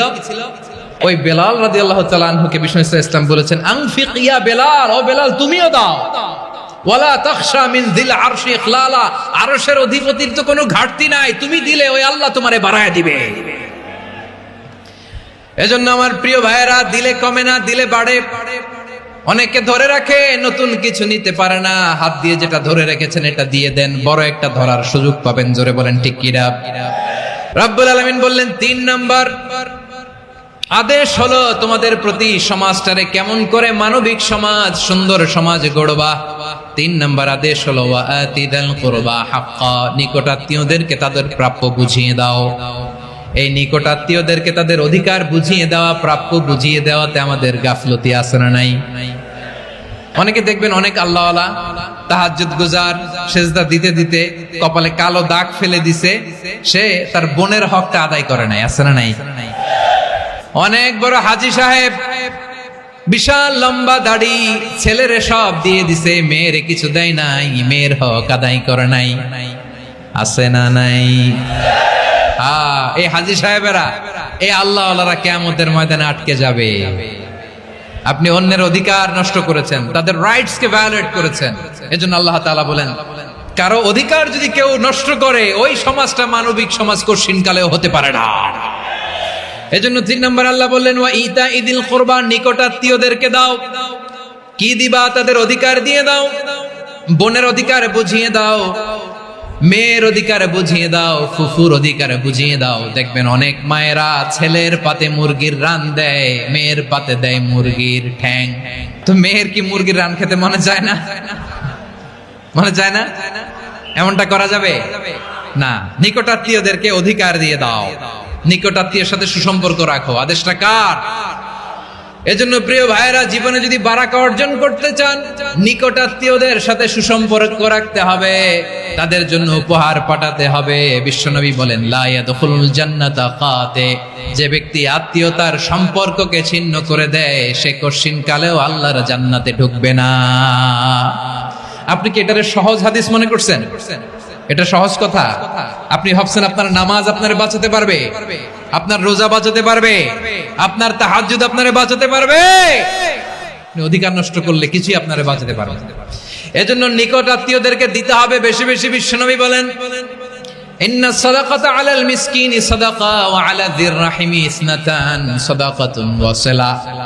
মিসকিনরে দান করলে শুধু দানের সওয়াব হয়, নিকটাত্মীয়কে দান করলে 2টার সওয়াব হয়, সাদাকার সওয়াব হয়, আবার আত্মীয়তার বন্ধন অটুট রাখার সওয়াব হয়ে যায়। আবার বিশ্বনবী বললেন, মান সাররাহু আইয়ুবসাতা লাহু ফি রিজকিহি ওয়া ইনসালাহু ফি আসারিহি ফালইয়াসিল রাহিমা। যে ব্যক্তি তার রিজিকের প্রশস্ততা চায় আর হায়াতে বরকত চায়, সে যেন তার আত্মীয়ের সাথে সুসম্পর্ক রাখে। আমার প্রিয় চট্টলার ভাইয়েরা, আমাদের রিজিক বাড়ুক, এটা আমরা চাই কি চাই না? সবাই চান? হ্যাঁ, আমাদের রিজিকে প্রশস্ততা আসুক, চাই কি চাই না? আমাদের হায়াতে বরকত আসুক, আমরা চাই কি চাই না? এই 2টা যদি চান, তাহলে নিকটাত্মীয়দের সাথে সুসম্পর্ক রাখবেন। পারবেন? তাহলে সমাজটারে মানবিক সমাজ বানায় দিবে কে? 3টা আদেশ চলে গেল। 1 নম্বরে কি ছিল? 2 নম্বরে, 3 নম্বরে নিকটাত্মীয়দেরকে দান। আল্লাহ তাআলা 3টা জিনিসের যেমনি আদেশ করেছেন, অনুরূপ ভাবে 3টা বিষয় তিনি বারণ করেছেন, নিষেধ করেছেন। ওগুলোর কাছেও যাওয়া যাবে। রাব্বুল আলামিন বলেন, ওয়ায়ানহা আনিল ফাহশাই ওয়াল মুনকারি ওয়াল বাগি। আমি যেমনি 3টি বিষয়ে আদেশ করলাম, অনুরূপ ভাবে 3টি বিষয়ে বারণ করলাম, নিষেধ করলাম। আমার 1 নাম্বার নিষেধাজ্ঞা হলো অশ্লীলতার প্রতি। ফাহশা, ওয়ায়ানহা আনিল ফাহশা, আল্লাহ তাআলা অশ্লীলতাকে নিষেধ করেছেন। কোন জিনিসকে? সবাই বলুন, কোন জিনিসকে? যত ধরনের, যত টাইপের, যত ক্যাটাগরির অশ্লীলতা হতে পারে, সব অশ্লীলতাকে হারাম করেছেন কে? ফাহশা মানে কি? কথায়, কাজে, আচরণে, কমেন্ট, ফেসবুকের কমেন্টসে যত ধরনের নোংরামো আছে, যত ধরনের অশ্লীলতা আছে, এটাকে আরবিতে বলে ফাহশা। রাব্বুল আলামিন বলেন, কুল ইন্নামা حرم ربي الفواحش ما ظهر منها وما بطن ও নবী আপনি বলে দেন আমার রব প্রকাশ্য অপ্রকাশ্য স্পষ্ট কিংবা অস্পষ্ট দৃশ্যমান কিংবা অদৃশ্যমান সব অশ্লীলতাকে হারাম করেছেন সব ধরনের অশ্লীলতা হারাম আল্লাহ তাআলা আমাদেরকে অশ্লীলতা থেকে বাঁচান এবার বলেন আমাদের সমাজে অশ্লীলতা আছে না নাই অশ্লীলতা নানা ভাবে নানা নামে নানা মোড়কে আমাদের সমাজে আছে না নাই সংস্কৃতির নামে ফ্যাশনের নামে বিনোদনের নামে উপন্যাসের নামে কনসার্টের নামে অশ্লীলতা আছে না নাই আপনি দেখেছেন কনসার্টগুলোর অবস্থা আমাদের তরুণ তরুণীরা আমাদের যুবক যুবতীরা আমাদের জেনজিরা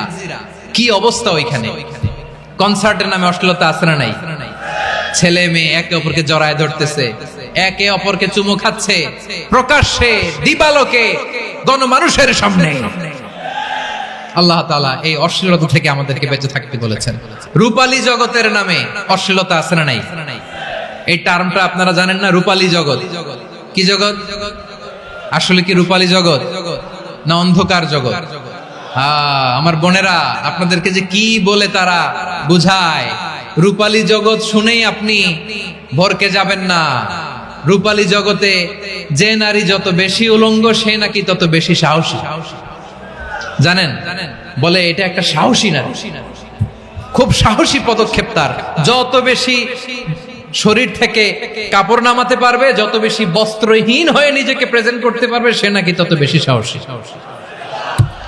আমার চট্টলার ভাইয়েরা শয়তানের প্রথম এজেন্ডা ছিল বনি আদমকে বস্ত্রহীন করা সে আদম এবং হাওয়া আলাইহিস সালামকে নিষিদ্ধ গাছের ফল খাইয়ে তাদেরকে বস্ত্রহীন করেছে এই জামিনেও সে আমাদেরকে বস্ত্রহীন করতে চাইবে এই রূপালী জগতের নামে তারা এটা করে আমার প্রিয় বোনেরা আপনি জানেন না আপনার দাম কত ওরা আপনাদেরকে বিজ্ঞাপনের সস্তা পণ্য বানাতে চায় ওরা আপনাদেরকে ওদের ভোগের লিপসার টুলস বানাতে চায় ওরা আপনাদেরকে দিয়ে ওদের খায়েশ পূরণ করতে চায় এটা আপনাদের জন্য মোটেও ডিগনিটি নয় এটা আপনাদের জন্য সম্মান নয় আপনার সম্মান শালীনতায় আপনার সম্মান হেজাবে আপনার সম্মান ভদ্রতায় আপনার সম্মান আপনার ডিসেন্ট পোশাকে পোশাক বলে দেয় এই নারীটা ভদ্র না অভদ্র পোশাক বলে দেয় এই মেয়েটা কোন ঘরের মেয়ে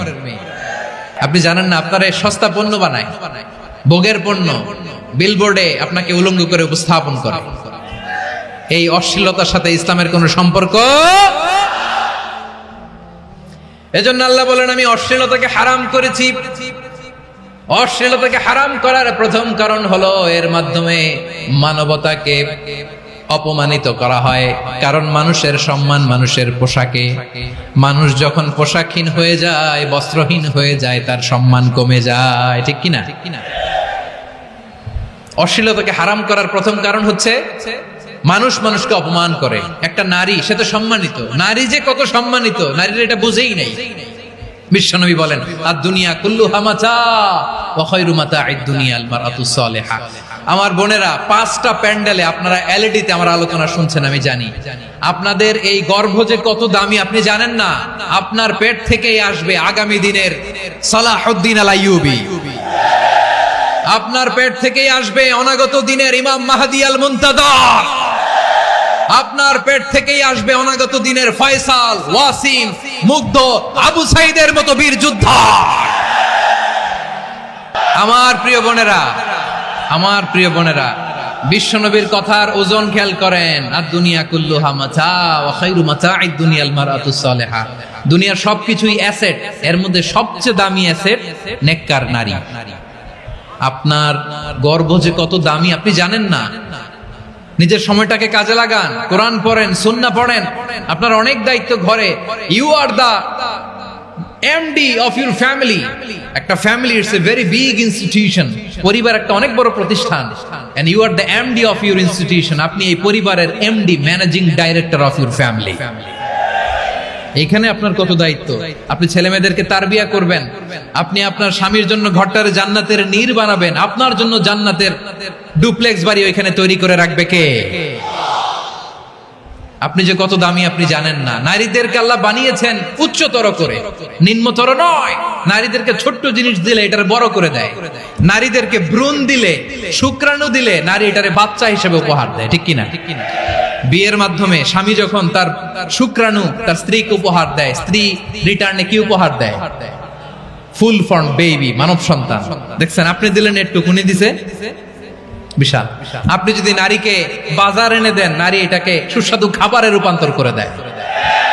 আপনি তাকে একটা মুচকি হাসি দিয়ে দেন, সে তার কলিজা দিয়ে দেয়। কিন্তু যদি আপনি তার মনে কষ্ট দেন, সে আপনার জীবনকে জাহান্নাম বানায়া দেয়। নারীর মন বুঝতে পারলে নেয়ামত, বুঝতে না পারলে কিয়ামত। আমার প্রিয় বোনেরা, আপনি যে কত দামি আপনি জানেন না, অনেক দামি আপনি। আপনাদেরকে যেন ভোগের সস্তা পণ্য বানাতে না পারে, আপনাদেরকে সচেতন থাকতে হবে। তাহলে কেন আল্লাহ তাআলা এই ফাহশা অশ্লীলতাকে হারাম করলেন? 1 নাম্বার, এতে হিউম্যান ডিগনিটি কমে। 2 নাম্বার, এতে মানুষের অধিকার নষ্ট হয়। আপনি বিয়ে করেছেন, এরে পরকিয়া করেন, ওর সাথে এরকম আছে না নাই? স্ত্রীর অধিকার নষ্ট করেছেন। আপনি বিবাহ সম্পর্কে আবদ্ধ হয়েছেন তার সাথে, আপনি পরকিয়া করেন ওই ছেলের সাথে, আপনি আপনার হাজবেন্ডের সাথে বিট্রে করেছেন। এজন্য আল্লাহ অশ্লীলতাকে হারাম করেছেন। অশ্লীলতাকে হারাম করার আরেকটা কারণ হচ্ছে আল্লাহ তাআলা এই হিউম্যান জেনারেশনকে এটাকে প্রিজার্ভ করতে চায়।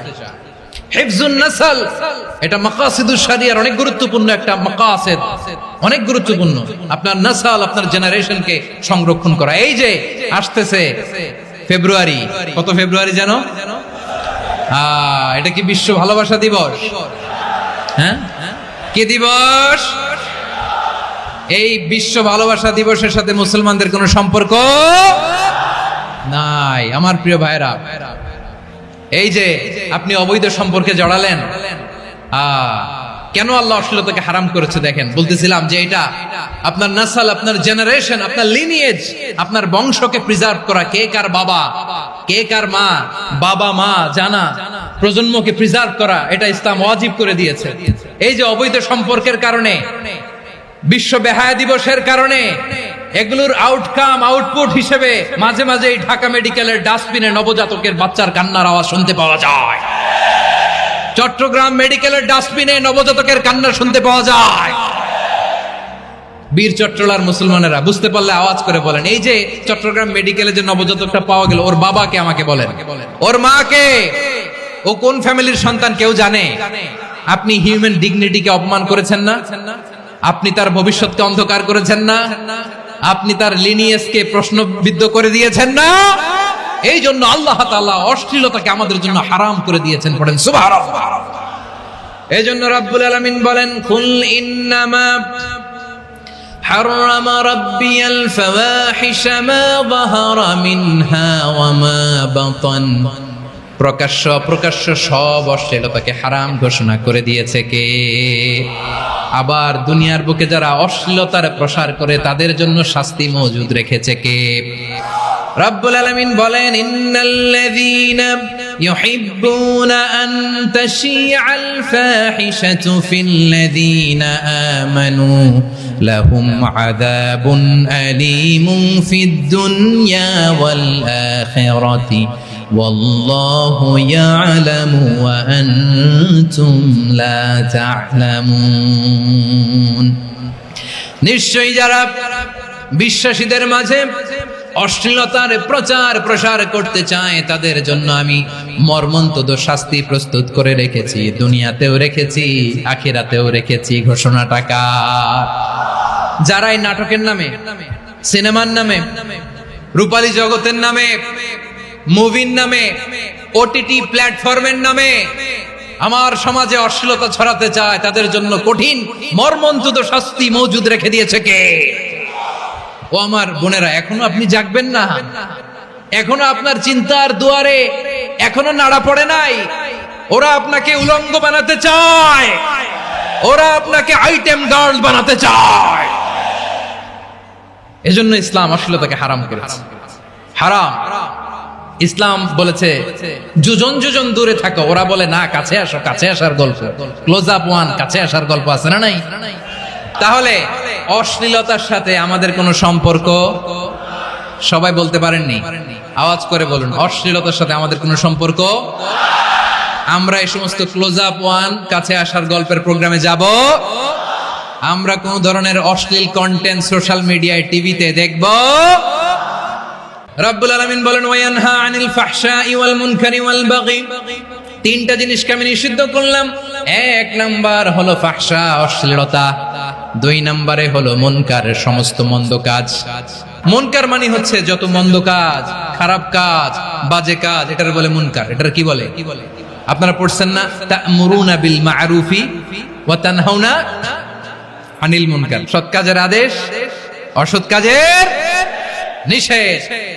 মুনকার, মুনকার হচ্ছে মানুষের স্বাভাবিক বিবেকবোধ যেটাকে খারাপ বলে, ওইটাই মুনকার। পৃথিবীর সব আসমানি গ্রন্থ যেটাকে খারাপ বলেছে, মানুষের স্বাভাবিক বিবেকবোধ যেটাকে খারাপ বলেছে, এগুলো সব মুনকার।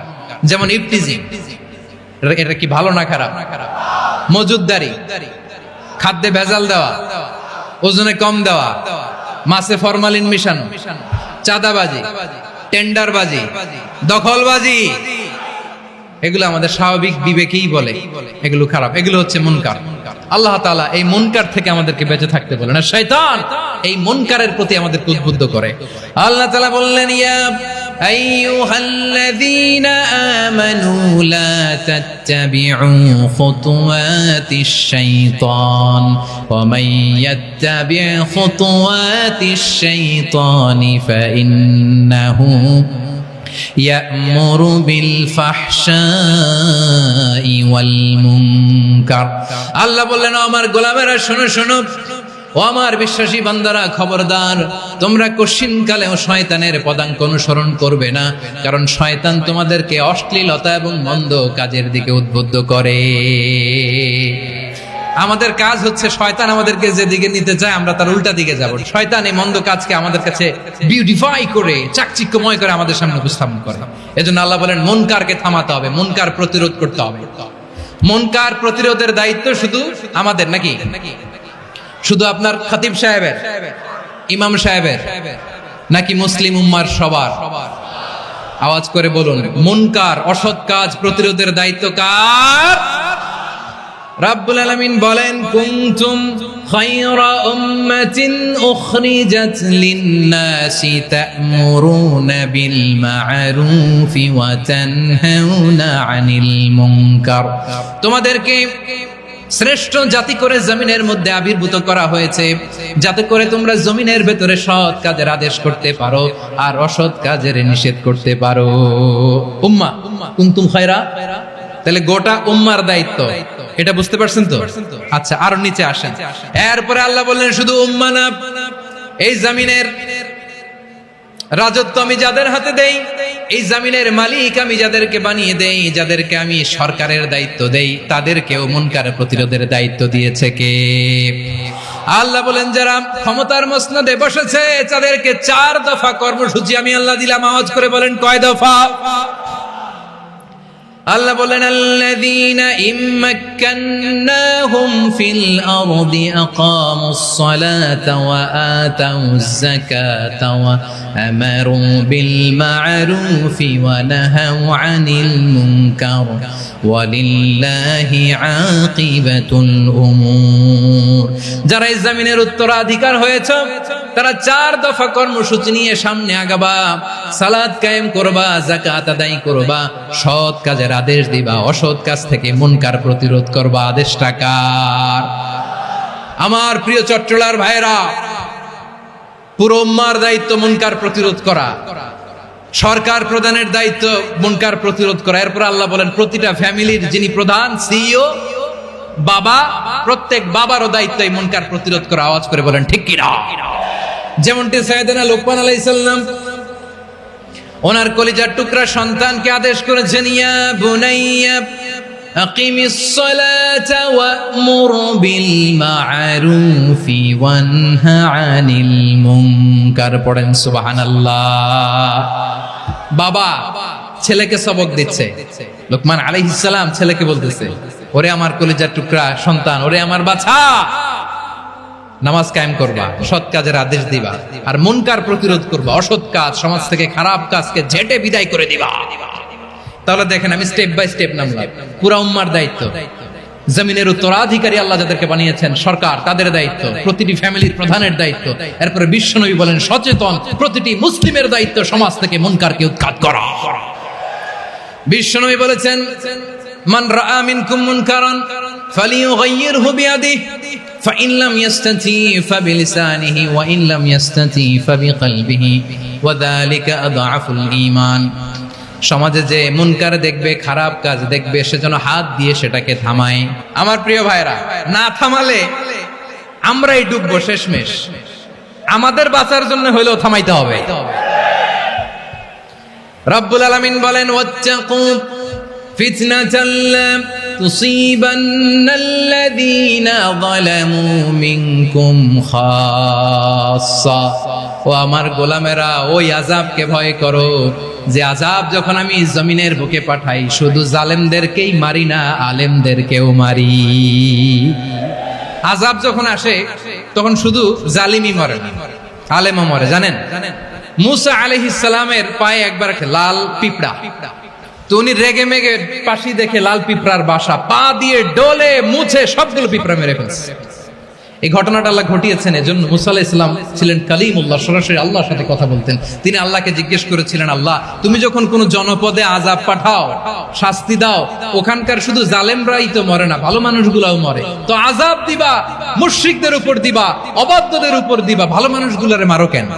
আল্লাহ বললেন মুসা, তোমার যে কামড় দিছিল পায়ের মধ্যে পিঁপড়া, কয়টা পিঁপড়া? একটা পিঁপড়া, তো সবগুলারে মারলা কেন? রেগে মেগে পুরো পিঁপড়ার বাসা ভেঙে ম্যাসাকার করলা কেন?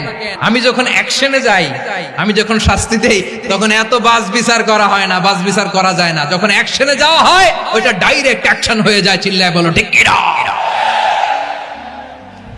এজন্য আমাদের বাঁচার জন্য হলে ওই পাপ থামাতে হবে, এই শয়তানের অট্টহাসি থামাতে হবে, অন্যায় অপরাধ সমাজ থেকে আমাদের থামাতে হবে। কারণ আযাব আসলে ওরাও মরবে, আমরাও মরব। একটা জাহাজ 2 তলা, আপনি আছেন 2য় তলায়, নিচের তলার কিছু লোক জাহাজের তলা ছিদ্র করতে আরম্ভ করছে। কি ছিদ্র করতেছে? আচ্ছা, জাহাজের তলা ছিদ্র করলে তলা দিয়ে কি ঢুকে?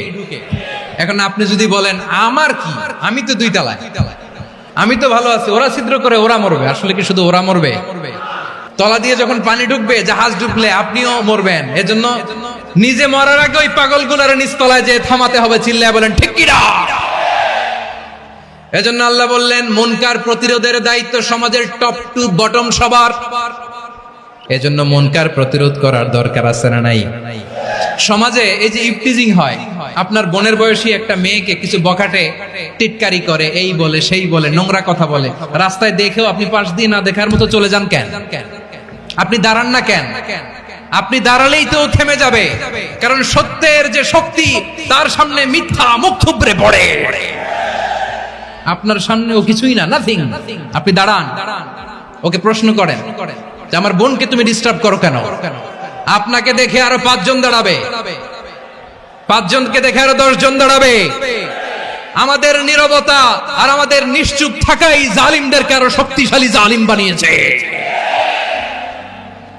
এজন্য মুনকার প্রতিরোধের দায়িত্ব আমাদের সবার। টেন্ডারবাজি, চাঁদাবাজি, দুর্নীতি, অপরাধ, দখলদারিত্ব, মজুদদারি, এগুলো সবকিছু একসাথে প্রতিরোধ করতে হবে। ঠিক কিনা বলেন? একটা মানবিক সমাজ যদি চাই, প্রতিরোধ করতে হবে। প্রিয় ভাইয়েরা, আল্লাহর শপথ নিয়ে বলি, এই নাসিহাত গুলো সবার জন্য, সব দলের জন্য, সব মতের মানুষের জন্য। আমরা কোনো দলের প্রতি মানুষকে ডাকি না, আমরা ডাকি ইসলামের দিকে। সব দলের, সব মতের, সব মানুষদেরকে আমরা আহ্বান জানাই, আসুন আমরা একটা সুন্দর সমাজ বিনির্মাণ করি। এই যে নতুন বাংলাদেশের এক সুযোগ এসেছে, আর জীবনে হয়তো আসবে না, সামনের 100 বছর এই সময় আসবে না। আসুন দেশটাকে আমরা সাজাই, আসুন আমরা দুর্নীতি বন্ধ করি, আসুন আমরা চাঁদাবাজি বন্ধ করি, আসুন আমরা দখলদারিত্ব বন্ধ করি, আসুন আমরা এক দল আরেক দলকে নিশ্চিহ্ন করার যে রাজনীতি, এটা বন্ধ করি। সব দলের প্রতি আমার আহ্বান, আমরা চাঁদাবাজ মুক্ত বাংলাদেশ চাই, জুলুম মুক্ত বাংলাদেশ চাই, ফ্যাসিজম মুক্ত বাংলাদেশ চাই, গুণ খুন খারাপি মুক্ত বাংলাদেশ চাই, আমরা নতুন ভোরের বাংলাদেশ চাই। ওই বাংলাদেশ পাওয়ার জন্য মুনকার প্রতিরোধে, অন্যায় প্রতিরোধে যদি বাঘের বাচ্চার মতো, আবু সাইদের মতো দুই হাত উঁচু করে বুককে টান টান করে প্রসারিত করে দাঁড়াতে হয়, রাজি আছো মুসলমান? রাব্বুল আলামিন বলেন ওয়ায়ানহা আনিল ফাহশাই ওয়াল মুনকারি ওয়াল বাগি ইয়াইদুকুম লাআল্লাকুম তাযাক্কারুন। আল্লাহ বললেন আমি অশ্লীলতাকে নিষেধ করি, আমি সব ধরনের মন্দ কাজকে নিষিদ্ধ করি, সব শেষে আমি সীমা লঙ্ঘনকে তোমাদের জন্য নিষিদ্ধ করি। নিষিদ্ধ করেছেন কয়টা জিনিস? 1 নম্বরে অশ্লীলতা, 2 নম্বরে মুনকার তথা সব মন্দ কাজ, 3 নম্বরে আল বাগি সীমা লঙ্ঘন, ক্রসিং দ্য লিমিট। সীমা লঙ্ঘন করা ভালো না। We all should know our limits. চিল্লায় বলেন ঠিক কিনা?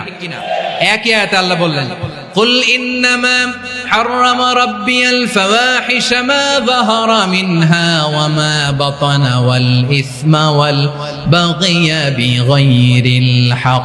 অন্যায় ভাবে যে অবাধ্য হয়, যে সীমা লঙ্ঘন করে, তাদেরকেও আমি এটা হারাম করে দিলাম। সীমা লঙ্ঘন করা হারাম। আল্লাহ বারবার আমাদেরকে ওয়ার্নিং দেয়। যখন আমরা থামি না তখন আল্লাহ ধরে, আর যখন ধরে তখন ছাড়ে না। ধরে না, ধরলে আল্লাহ ফেরাউনকে কিন্তু হুট করে ধরে নাই, আপনারা জানেন 9 বার ওয়ার্নিং দিয়েছে। ফেরাউনকে আল্লাহ তাআলা ওয়ার্নিং দিয়েছিল কয়বার? রাব্বুল আলামিন বলেন ওয়ালাকাদ আতাইনা মূসা 9 আয়াতিন বাইয়িনাত, 9টা মুআজিজা দেখিয়েছি। 1 2 3 বারবার এইভাবে রিমাইন্ডার, ওইভাবে রিমাইন্ডার, এইভাবে নসিহত, ওইভাবে দাওয়া। ফাকুলা লাহু কাওলান লাইয়িনা, নরম করে বলো, সফট করে বলো, যত ওয়ে হতে পারে দাওয়া মেথডোলজি। মুসা আলাইহিস সালামের সব অ্যাপ্লাই শেষ, 10ম বারে যে আল্লাহ ধরছে। 10ম বারে যে ধরেছে। এজন্য আল্লাহ বলেন আমি সীমা লঙ্ঘনকে পছন্দ করি না।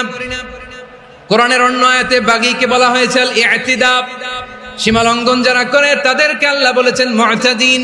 ওয়াকাতিলু ফি সাবিলিল্লাহিল্লাযীনা ইউকাতিলুনাকুম ওয়া লা তা'তাদু ইন্নাল্লাহা লা ইউহিব্বুল মুতাদিন। আমি সীমা লঙ্ঘনকারীদেরকে কোশ্চিনকালেও পছন্দ করি না।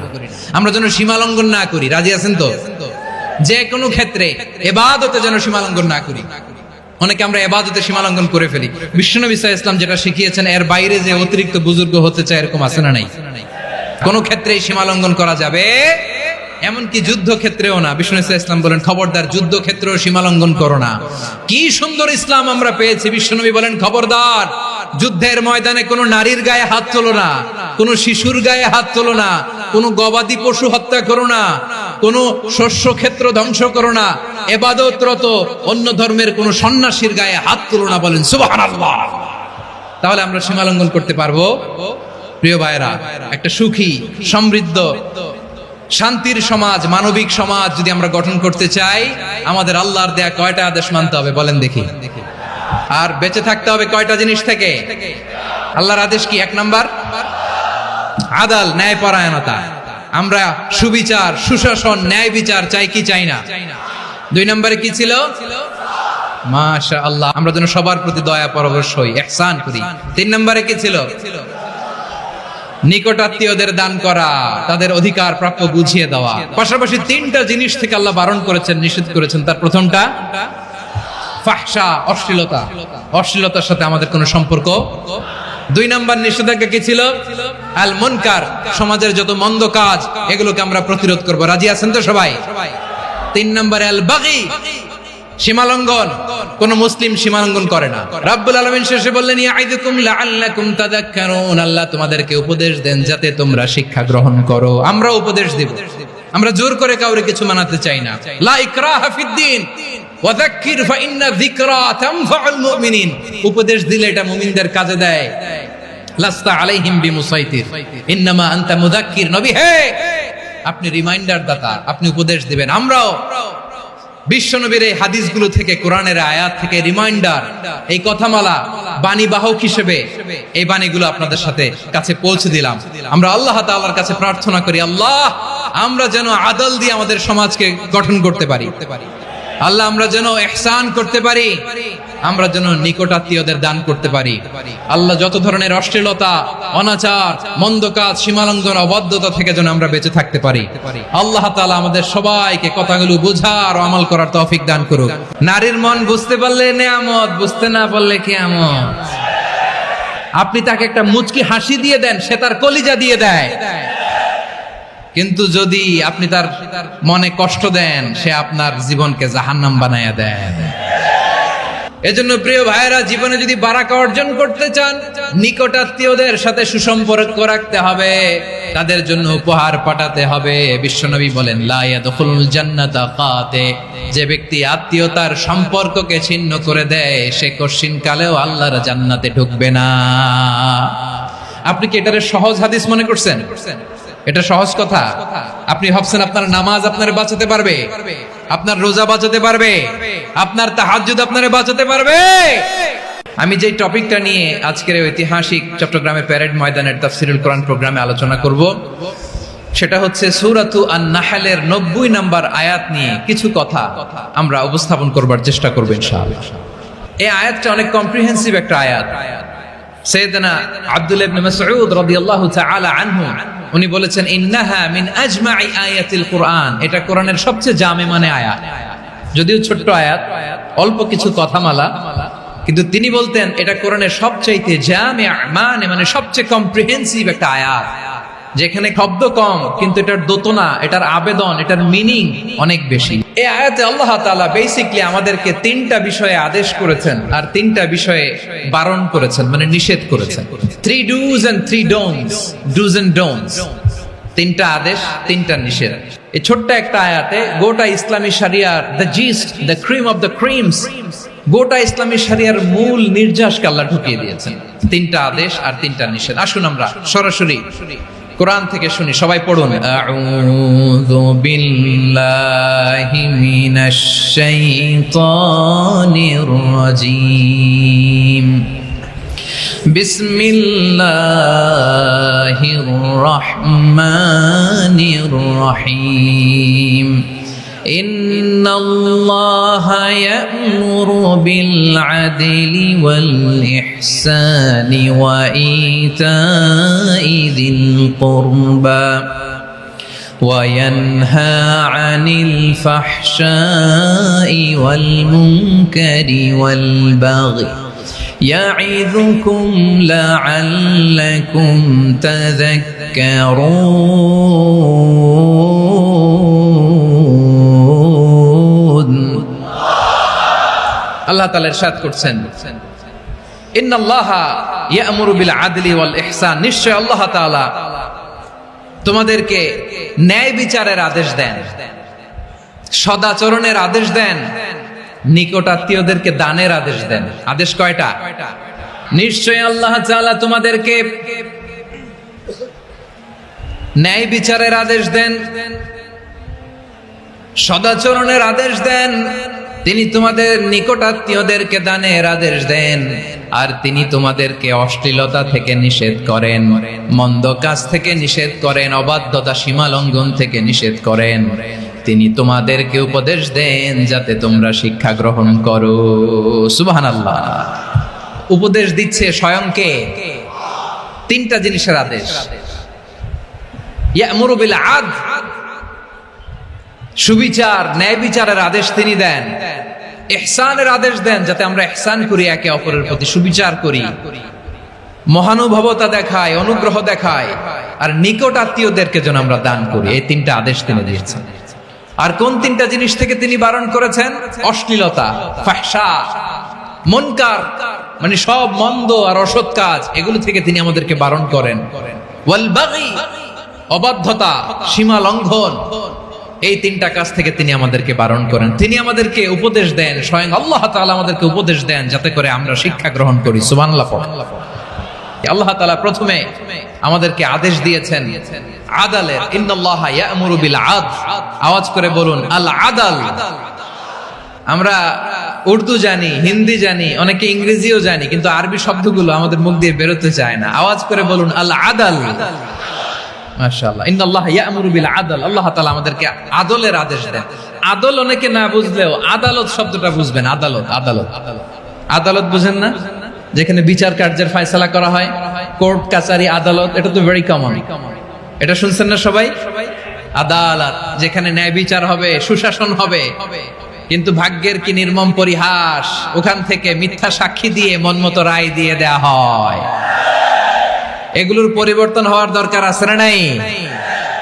প্রিয় ভাইয়েরা, আদালত, আল আদল, ইংরেজিতে বলে জাস্টিস, ন্যায় বিচার, সুবিচার, সুশাসন, জাস্টিস, আল আদল, সব জায়গায় এই জাস্টিস থাকা দরকার। Justice should be prevailed in the society. The mission of all prophet was to uphold the justice. সব নবীর মিশন ছিল এই জাস্টিসকে, আদালকে, সুশাসন আর সুবিচারকে নিশ্চিত করা। পড়েন সুবহানাল্লাহ। And the core message of every divine scripture was to uphold justice. পৃথিবীর সব আসমানি কিতাবের মূল শিক্ষা ছিল এই জাস্টিসকে সমাজে এনশিওর করা, সুবিচার, সুশাসনকে এনশিওর করা। তাহলে প্রিয় ভাইরা, আমরা বুঝতে পারলাম আল আদল শব্দের মানে হচ্ছে ইনসাফ বা সুবিচার বা ন্যায় বিচার। এটা হচ্ছে একটা general meaning, very general meaning. আপনি যদি ইন ডেপথ বুঝতে চান, আরো ভেতরে যান, তাহলে আদল মানে হচ্ছে সমন্বয়, আদল মানে হচ্ছে ভারসাম্য, ব্যালেন্স। আদল মানে হচ্ছে মধ্যম পন্থা। সুবহানাল্লাহ পড়েন। কারণ সব সময় সমান সমান হইলেই সুবিচার হয় না। কথা কি বুঝতেছেন? ইসলামের দ্য কনসেপ্ট অফ আদল, এটা এমন আদল, এটা সব সময় সমান সমান নয়। যখন সমান সমান দেয়া দরকার, ইসলাম সমান সমান দেয়। যখন ব্যালেন্স করা দরকার, চেক এন্ড ব্যালেন্স, সমন্বয়, ভারসাম্য করা দরকার, তখন ইসলাম ভারসাম্য করে দেয়। এটার নাম আদল। সুবহানাল্লাহ।